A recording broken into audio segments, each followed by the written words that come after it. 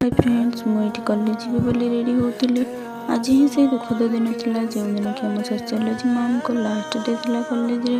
आज गोटे कथा कहि सांग मैंने टीचर और स्टूडेंट विषय। टीचर होचंदी हमर द्वितीय गुरु। छोट बेले आम बापा माँ ठारू कथा कहवा चलवा खाइबा सब कथा शिखी था।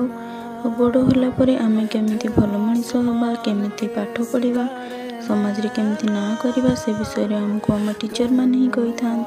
तो जिते कॉलेज छाड़ी पड़े दुख तो लगे ही। आज आमर से दिन थिला रेडी हो सारिकी। आज जेहेतु किसी खावाई नाला सका तो भात खाई आलू सीझा सहित कॉलेज बाहरी पड़ी। मैम को आम प्रथम सरप्राइज देलु और से जी जहाँ देवा कथा देते मैम कांदी आम कांदिलु। से सोशियोलॉजी मैम बहुत भल, बहुत मिस करूँ। तापर मैम को सहित फोटो उठेलु आम रूम को पलि आसलु। आज भिडियो को ये कर रोचे।